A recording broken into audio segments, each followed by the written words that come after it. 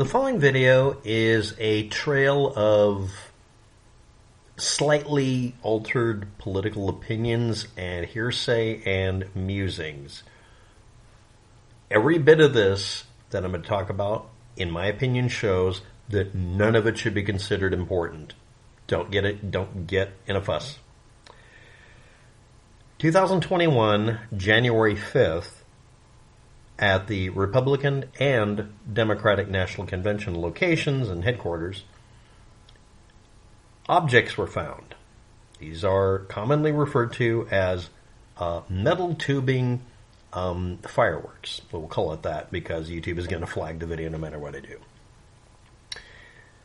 And people bring up using the magic wand of grabbing data from phone companies to try to track something. The person who is very likely to have left these objects behind may or may not have actually been talking on a phone at the time they were there. They may have also been faking it because a lot of people will whip out a cell phone and act like they're taking a cell phone call while sitting down to avoid getting told to move along. If you sit on it, go ahead and try this in a fairly crowded city. If you sit down on anything, the benches are just for looks. You're not supposed to sit there. But if you do a cell phone call, people will assume you're just doing it for a second. You're going to get up and leave, usually because you're calling for someone to pick you up. 2023, date below, a transcribed interview was made of Stephen D. Atano. I think that's how his name is pronounced. He's at the time, a former assistant director in charge of the Federal Bureau of Investigation's field office in Washington, D.C., apparently. He made the following claims. He mused, if the perp on the bench pretended to talk on a cell phone, would it matter if they got cell phone data?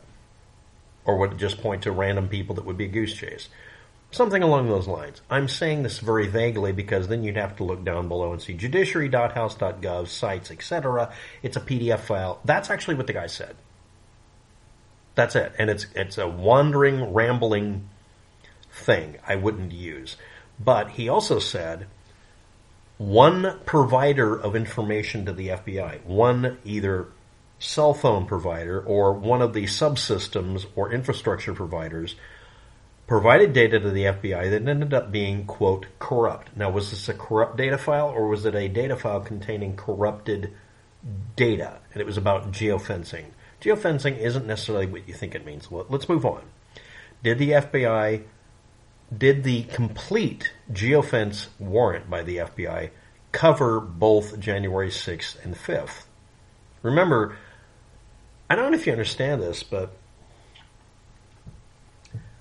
that date, that time, wasn't just about two apparently not exploded pipe bombs. It was about an attempt to overthrow the U.S. government that people really don't want you talking about. So well, what about? Okay? And I'm going to bring up something about the individual. In 2024, not too long ago actually, a Georgia Republican representative made some claims saying, and this is apparently a direct quote, every major cell phone carrier responded to a request and confirmed that they provided data to the FBI that wasn't corrupt. And every major cell phone carrier said they were never notified that the FBI had any issues accessing the data. But he also said, and this is also in there, that this was only 3 major cell phone carriers, not all of them.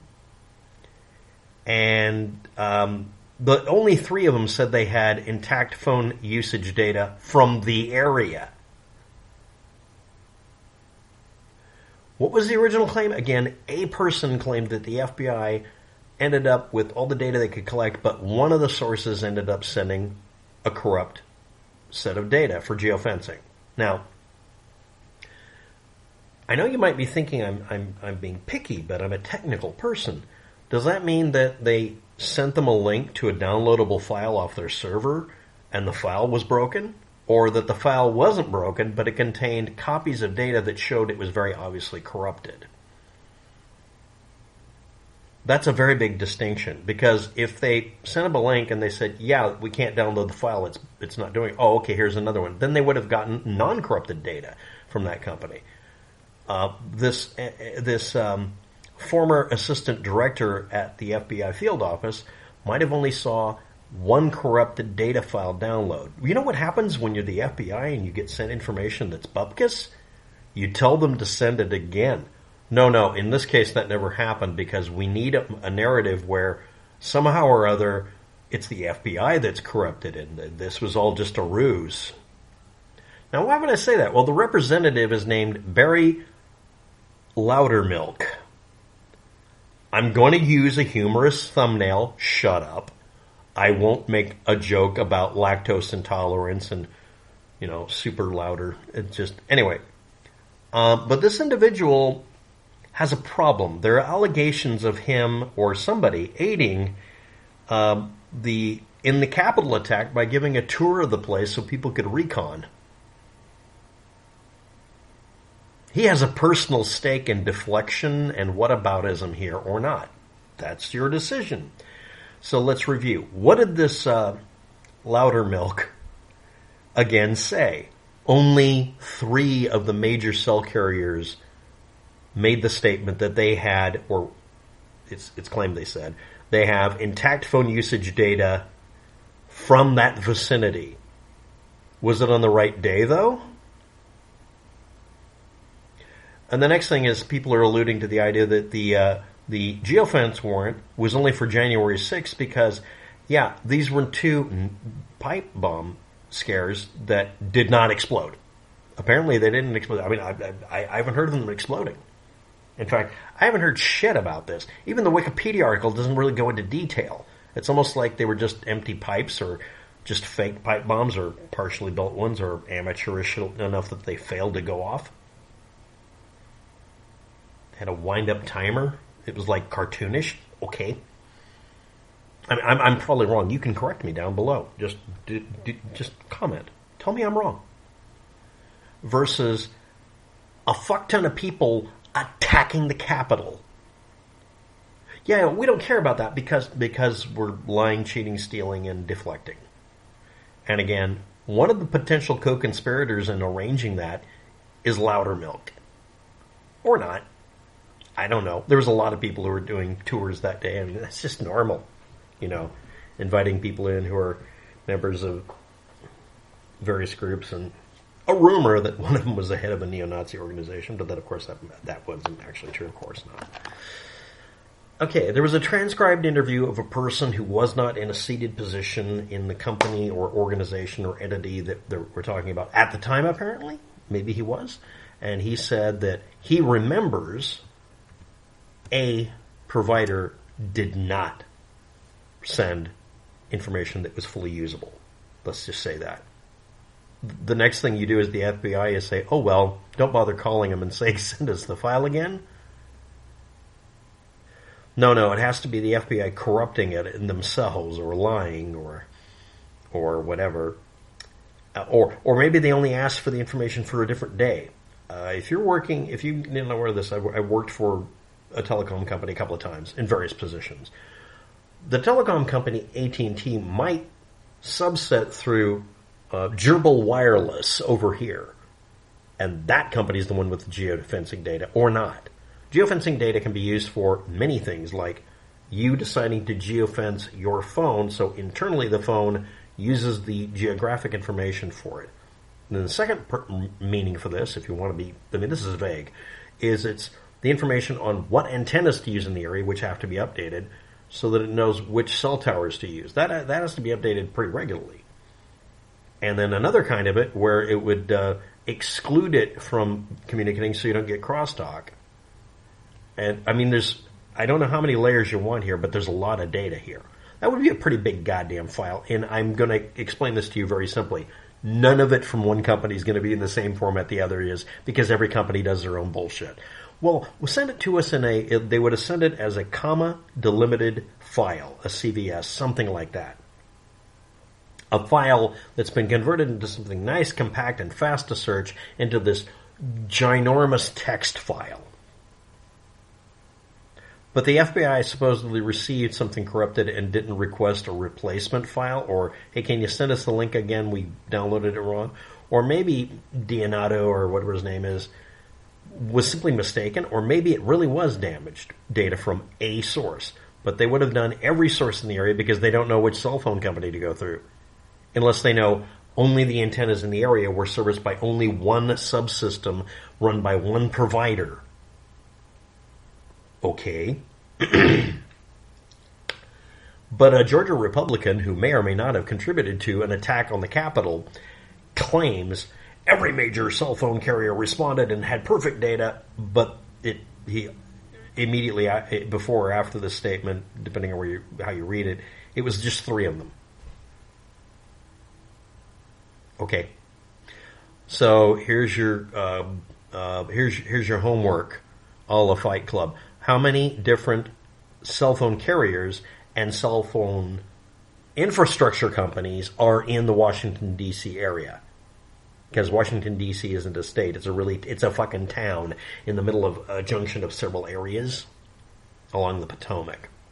Okay? I can tell you of I'm going to call it a podunk town along a river and highway in Oregon that has 5 different providers. It's a 2-mile across fucking town, but it's the location, for tax reasons, for 5 different providers. And they run cabling everywhere because it's on the border between the state of Oregon and Washington. They go across a river. They telecom across with microwave antennas. The place is rife with communication hookup. If you so much as turn on your phone and smack it hard like you're spanking it, it's going to get recorded by probably several different companies at once. But yeah, and of course, in this cacophony of digital shittiness, we're going to get no corruption of any data. I'm amazed they only had one have corrupted data. And again, they totally didn't just request the data again because it's a subpoena and you have to provide valid data. Or did the company say, we can't get valid data because we had an outage? How many of you have had a cell phone that's never had an outage? I dare you to post it below. You've never had an outage. Do it. I want to see that. I can't. I just can't. Hell, a couple of days ago at about 12 noon, Google stopped existing for the west coast of the United States for about 30 minutes. It didn't make the news this time, but it did last time. They literally had an outage so hard it did not respond. A person could have put up a fake Google website and it would have fucking worked, and all of you would have typed in something and had your password and login stolen. In fact, that may have actually happened. So yeah, a provider out of how many said, here's the data, and it turned out to not be working. So the FBI didn't request it again or just say, hey, send it again, the file broke. And this person remembers that incident and is musing that the guy with the phone may not have even been using it, may have been faking it, which people do.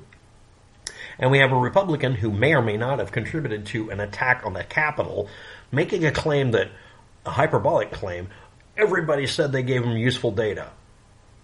Everyone we checked. It was only 3 of them.